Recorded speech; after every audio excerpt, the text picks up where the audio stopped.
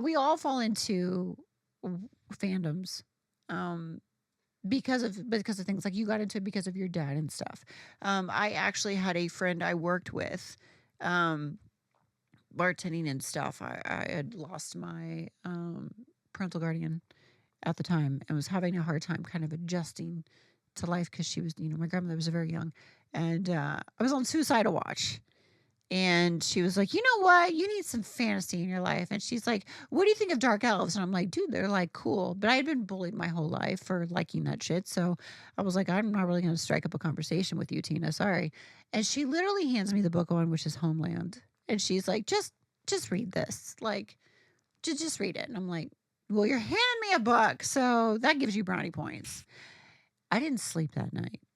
I read the whole fucking thing. And I was like, where can I get book 2? It literally just saved me.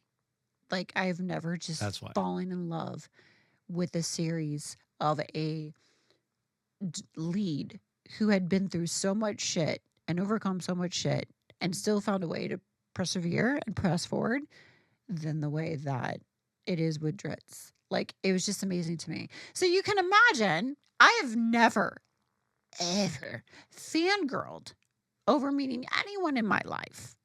Anyone. And I've worked with some of the top big celebrities, and so it's been like, that's cool. Like, that's a cool moment. Like, cool. Awesome. This is cool. Like, that's what I think. I did one time, and this is how it started. I was at Barnes & Noble in Huntington Beach, because that's where I lived around the area at the time with work. And I went into Barnes & Noble just to get, quick read. And they had a flyer up at the front, the cashier, and it said, meet RA Salvatore. And I was like, shut the fuck up. That's literally what I told the lady. She looked at me, she goes, what? I was like, shut the fuck up. He's going to be here?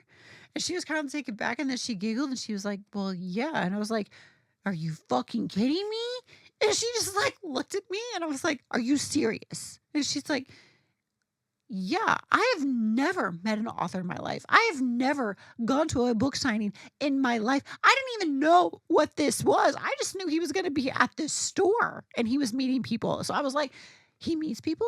What the fuck? What do I do? Because I had never worked with any. This is before working Tell me. Tell me what I need to do to meet this guy. Before, and he's like working with celebrities or before any of that stuff. So like, well, actually like working you were just with a him on fan. the weekend. So I was just like, this is cool. What? He answers questions? Like, what the hell? Like, I was excited. And my poor best friend at the time was looking at me like, holy fucking shit, what is going on? Because normally I'm composed, right? You just nerded out. Right? And so it was like, I had to fly. I was gone with work, and I had to like ask work if I could come back a day early, like cut the project just so I could get there in time. So I was like, okay, all right, well, it says he'll sign one thing on the flyer. And I'm like, well, I don't want him to sign a mass paper book, like a mass book, like it's because those small, thick ones, like mass paperback. I was like, that just feels cheap, I was like, well, I have this Drizzt D&D board game. This thing is massive. Okay, that's what she said. And I was like, they said he would sign one thing, right? My dumbass goes to this book signing, carrying this fucking game. And it's 2 stores, so I got to go up an escalator, carrying this fucking game, going like, wow. And then it dawned on me when he was like talking through his stuff, and I'm sitting in the chair, and I sat all in the back because I was like embarrassed, right? Just embarrassed to be there because I was like, this is so just out of my norm. I just don't do this shit. Like, this is weird. Like, why am I getting emotional about him answering questions on a book? Like, this is stupid, right? Holding this fucking board game while my best friend looks at me going, this fucking bitch is weird. What am I doing here? Like, what the fuck? You're carrying a board game. Everyone else has a book. What's going on here? Like, I didn't know. And so, like, I waited till the end. Like, I was the last person, and I was like, I already bought your book yesterday. I said, but I really wanted to know if you would sign my board game. And he was just like, yeah, no one's brought me this to sign yet. And I was like, really? And I was just like, cool. And I was like, and you know what? The most sincere, stupid thing, because everyone thinks I'm a cunt, but I'm really sincere and genuine. And I was like, I just want to say thank you. And he like was writing, and he like stopped, and he was like, what? And I was like, I just want to say thank you. And he was like, and I said, for creating this world. for creating Drizzt. I said, because I know people just write stuff because they have an idea or they're creative or passionate about storytelling of something.